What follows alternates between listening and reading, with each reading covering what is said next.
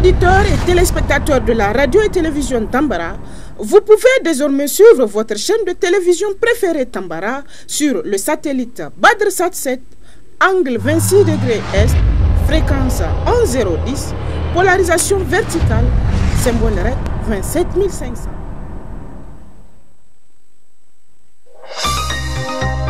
Suivez le journal avec STM Transport Voyageurs, une nouvelle façon de voyager.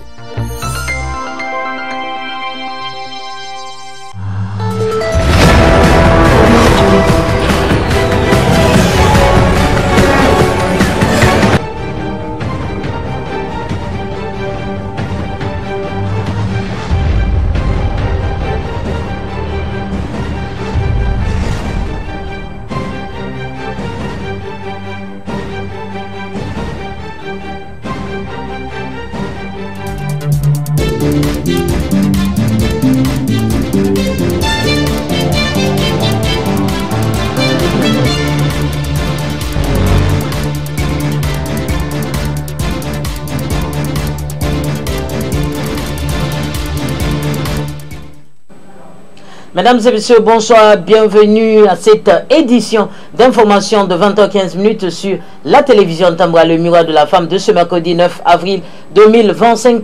J'ai l'immense plaisir de vous présenter dans le cadre de la journée culturelle islamique qu'elle préconise d'organiser le 3 mai 2025. La Makaranta al-Islam Matafiz al-Quran a lancé sa caravane qui a pour but de porter connaissance du public l'activité dénommée Enfants musulmans, enfants heureux. Le point avec Al-Mustafa Salom. Écoute, enfants musulmans, enfants musulmans, enfants musulmans. Voilà. Comme vous le savez, la promotrice Malma Esmina, elle nous a instruit et elle nous a suivis aussi. On est venu vous rendre visite, rien que pour vous annoncer ça, cette grande nouvelle. Donc, retenez bien que chacun n'a qu'à se préparer. Venez massivement. C'est votre fête les enfants. Il faut venir fêter avec vos amis. Elles sont là avec vous, vous les voyez. Elles sont là tous. Elles sont là pour vous dire merci et en même temps vous inviter. C'est bon? Vous avez bien noté? Vous allez venir tous. Je peux compter sur vous. Donc, dans le cadre de la bonne marche des activités qu'elle projette de réaliser le 3 mai prochain à la Maison des Jeunes Djadi Sekou, la Makaranta al-Islam Tawfiz al-Quran a lancé en ce jour 9 avril 2025 une caravane qui a pour but de porter à la connaissance de la population l'initiative La Journée Enfants Musulmans, Enfants Heureux.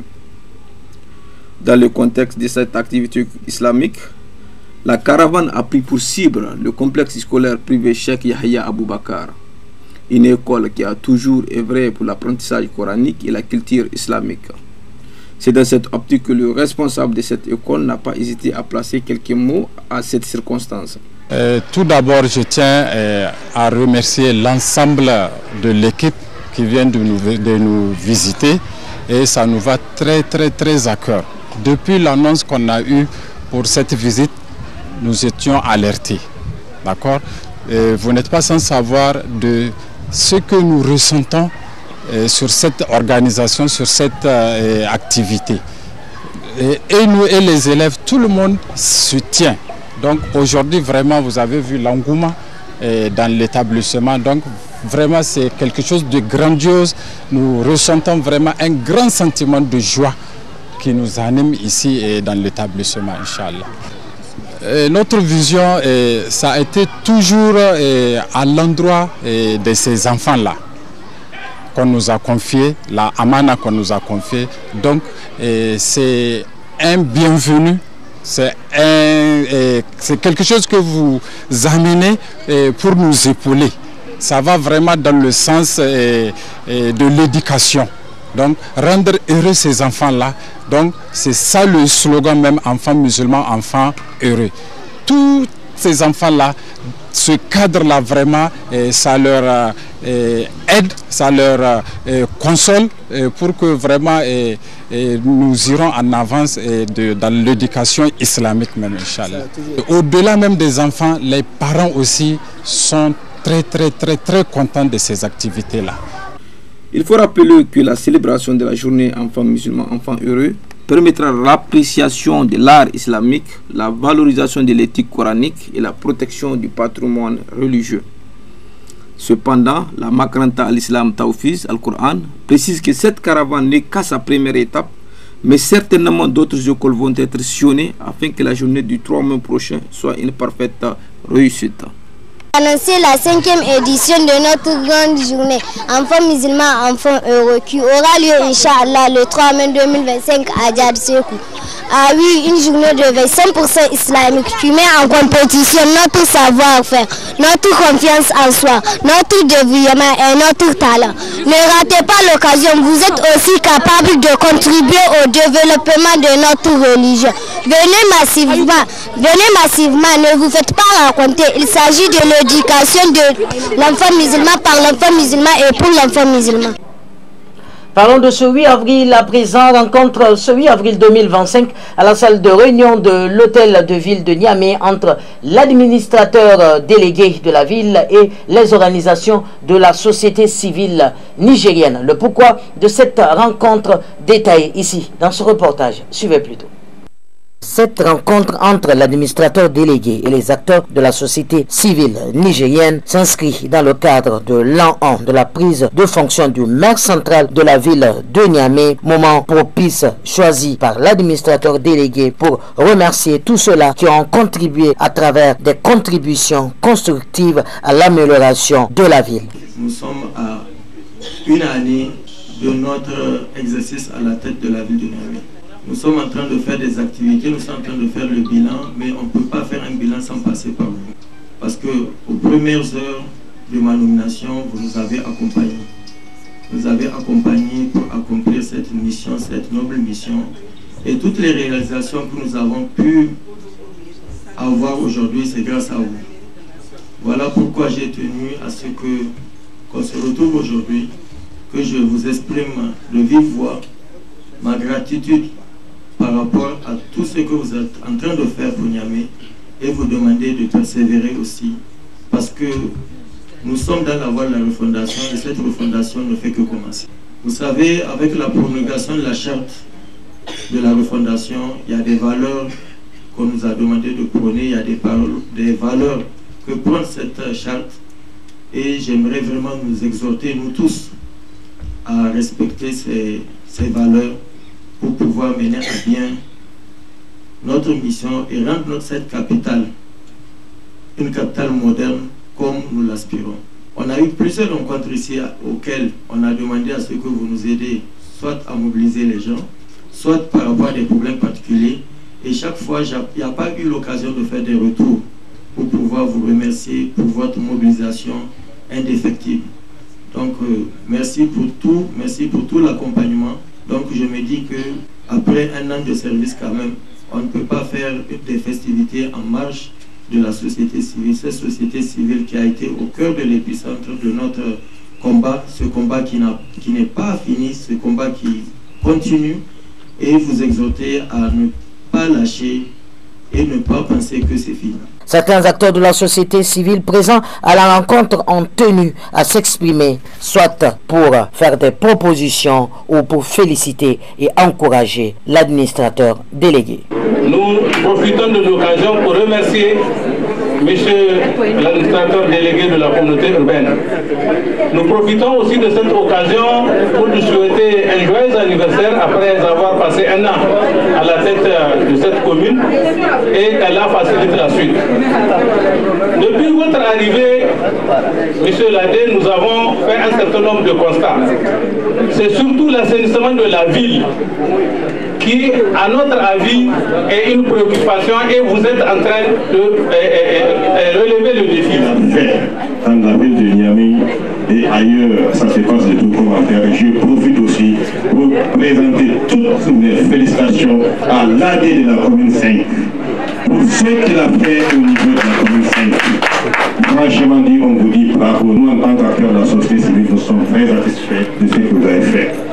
Deuxièmement, juste pour vous informer que rien qu'hier soir, j'ai eu des Burkinabés qui ont fait des déplacements pour venir vers moi, pour me dire qu'ils ont beaucoup d'initiatives pour la ville de Niamey. mais ne savent pas comment s'y prendre. Donc je vais faire comprendre qu'Inch'Allah, je vais transmettre des préoccupations à qui de devoir. Deuxièmement. Troisièmement, nous profitons avec cette rencontre-là pour remercier le président de la République de Gibraltar, Abraham Chani, pour la libération des prisonniers. Nous disons vraiment merci. C'est quelque chose que nous, en tant qu'acteurs de la société civile, on réfléchissait depuis très longtemps comment faire pour libérer ces militaires-là qui sont en prison. Mais je profite aussi pour vous dire qu'il y a encore d'autres qui sont en prison, de faire un petit effort pour pouvoir les relaxer. Une visite de terrain sur les chantiers de la ville de Niamey est prévue pour ce mercredi 9 avril 2025. Sachez également que l'administrateur délégué de la ville de Niamey a effectué une visite ce matin sur les différents chantiers de la ville de Niamey. Nous y reviendrons dans nos prochaines éditions. Ouverture de la première session ordinaire du Conseil consultatif de la région de Tawa ce 8 avril 2025 au niveau de la salle de conférence de l'hôtel de ville en présence du gouverneur de la région. Plus de précisions avec notre correspondant de Tambra Tawa. Suivez plutôt. L'administrateur délégué de la ville de Tawa, M. Sahabi Moussa, a présidé ce matin du mardi 8 avril 2025 la cérémonie d'ouverture de la première session ordinaire du conseil consultatif de la ville de Tawa de l'année 2025 dans la salle de conférence de l'hôtel de ville. Cette cérémonie a vu la participation des autorités administratives et coutumières, dont au premier rang le premier responsable de la région de Tawa, le colonel-major Umaru Tawaï. Dans son discours d'ouverture, l'administrateur délégué de la ville de Tawa, M. Sahabi Moussa, a expliqué l'ordre du jour de cette première session ordinaire du conseil consultatif de la ville de Tawa. Pour cette session, nous aurons à nous pencher sur la validation du plan d'investissement annuel payant de la ville de Tawa et auront à lire et à amender les comptes de gestion du receveur municipal et le compte administratif de l'ordinateur. Cette opération permet de rendre plus transparente la gestion de nos ressources telles que prévues par la réglementation en vigueur. Monsieur le gouverneur, mesdames et messieurs, de plus, je demeure convaincu que les membres de cette commission apporteront, comme d'habitude, tout leur savoir-faire et leur savoir-être pour le développement économique et social de la ville de Tawa. Pour sa part, le premier responsable de la région, le colonel-major Umaru Tawaï, a donné les conseils d'usage à l'endroit des participants à cette première session ordinaire du conseil consultatif de la ville de Tawa. Les commissions consultatives mises en place au niveau des communes. Leurs missions sont les mêmes que les conseils communaux. C'est la réalisation des budgets, la validation des budgets au niveau donc des communes, au niveau des AD, donc de toutes les communes. Donc c'est pour dire que ces commissions consultatives ont un rôle très important à jouer parce qu'elles sont là pour assurer donc un contrôle dans la gestion donc, des communes, donc des ressorts dans lesquels elles ont été installées. Donc c'est pour dire que pour cette session qui est une session ordinaire, certainement vous allez examiner les budgets à mi-parcours, ce qui a été déjà fait depuis le début donc, de la première session jusqu'à cette session et voir quels sont les réménagements à faire si possible et quelles sont les confrontations que vous pouvez faire entre les différentes gestions donc, des entités de la commune. Donc c'est pour dire que vraiment vous avez une tâche très lourde, puisque ces budgets sont pour le fonctionnement de votre ville, de la ville d'Ottawa. Donc vous avez intérêt à faire un travail très minutieux pour pouvoir en tout cas faire en sorte que tous les investissements qui sont déjà faits et qui pourront être faits soient pris en compte pour que la ville puisse être gérée donc, de manière acceptable et très correcte. Je voudrais quand même féliciter l'administrateur délégué qui, depuis son arrivée à la tête de la commune, a mis les bouchées doubles pour faire en sorte que cette commune, donc cette ville d'Ottawa, puisse être gérée pour que les activités donc, programmées puissent se tenir donc, dans les bonnes conditions. Ce que nous demandons, c'est l'appui de la population. Parce qu'une ville ne peut pas être gérée sans l'appui de la population. Il faut noter que cette première session ordinaire du Conseil consultatif de la ville d'Ottawa de l'année 2025 va durer 4 jours. Actualité hors de chez nous à présent, l'Ukraine a annoncé la capture de 2 soldats chinois travaillant pour la Russie. Dans un communiqué récent, le président ukrainien a affirmé avoir des informations selon lesquelles beaucoup d'autres Chinois combattraient aux côtés des Russes. Euronews pour le reportage. 2 soldats chinois combattant pour l'armée russe ont été capturés mardi dans l'est de l'Ukraine, selon Volodymyr Zelensky. Le président ukrainien affirme disposer d'informations selon lesquelles beaucoup d'autres Chinois combattraient aux côtés des Russes dans la guerre. Le ministre ukrainien des Affaires étrangères condamne fermement l'implication de citoyens chinois dans la guerre d'agression menée par la Russie contre l'Ukraine et a convoqué le chargé d'affaires chinois en exigeant une explication. Це громадяни Китаю. Я думаю, що це важливий дуже елемент. Я думаю, Сполученим Штатам Америки треба більше приділити увагу тому, що відбувається сьогодні. Але є різниці. Північнокорейці на Курському напрямку воювали проти нас. Китайці воюють на території України. І я думаю, що це важливий момент, який нам треба обговорювати з партнерами. La Chine a apporté un soutien diplomatique fort à la Russie depuis que Moscou a lancé son invasion de l'Ukraine. Mais jusqu'à présent, rien n'indiquait que Pékin fournissait à la Russie des armes ou un quelconque soutien militaire, contrairement à l'Iran ou à la Corée du Nord. Avant dernier élément de cette édition, les nouveaux tarifs douaniers imposés par Donald Trump font chuter les prix du carburant en Afrique. Au cours de la semaine dernière, plusieurs pays africains ont annoncé des réductions du prix de l'essence et du diesel. Reportage avec Africa News. Les nouveaux tarifs douaniers américains imposés par le président Donald Trump font chuter les prix mondiaux du pétrole, un facteur qui affecte les prix des carburants dans toute l'Afrique où la Côte d'Ivoire, le Mali, le Maroc et l'Afrique du Sud, entre autres, ont tous annoncé des réductions des prix de l'essence et du diesel au cours de la semaine dernière. Ces réductions des coûts de l'or noir sont également liées à l'augmentation inattendue de la production de 8 pays membres de l'OPEP+, qui ont décidé, au lendemain de l'annonce des augmentations radicales des droits de douane du président américain, d'alimenter les craintes d'une offre excédentaire. Seule exception, le Nigeria, où les prix des carburants ont augmenté le 2 avril, la Nigerian National Petroleum Company ayant ajusté ses prix à la hausse dans le contexte de la suppression progressive des subventions et d'une impasse sur le projet de raffinerie de Dangote.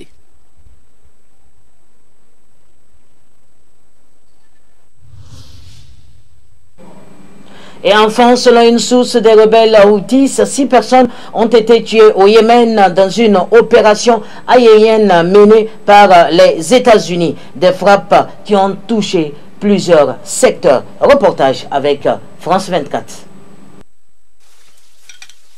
Selon les rebelles Houthis, au moins 6 personnes ont été tuées dans une opération aérienne américaine menée cette nuit au Yémen. Les frappes ont touché le district d'Al-Hawak de Hodeïda, où se trouve l'aéroport de la ville que le groupe, soutenu par l'Iran, a utilisé par le passé pour cibler des navires en mer Rouge.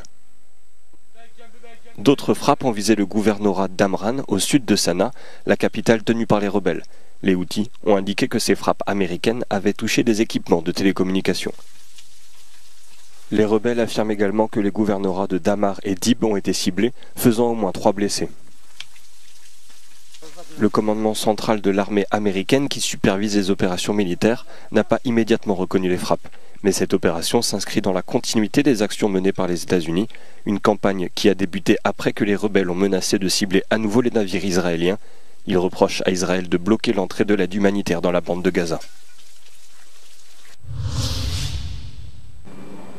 Messieurs, dames, c'est l'essentiel de l'actualité de ce 9 avril 2025 sur la télévision Tambara, le miroir de la femme, également votre télé de proximité. Que Dieu bénisse l'Alliance des États du Sahel. Au revoir.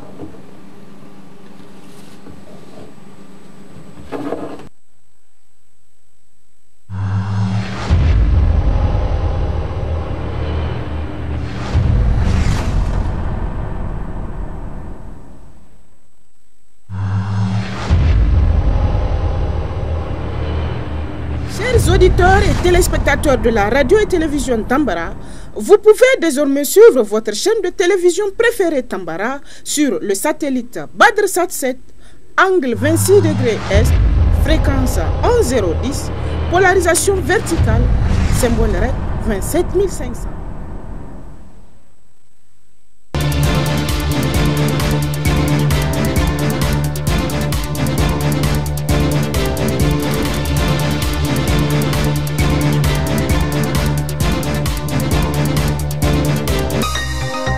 Ce journal vous a été présenté par STM Transport Voyageurs. Une nouvelle façon de voyager.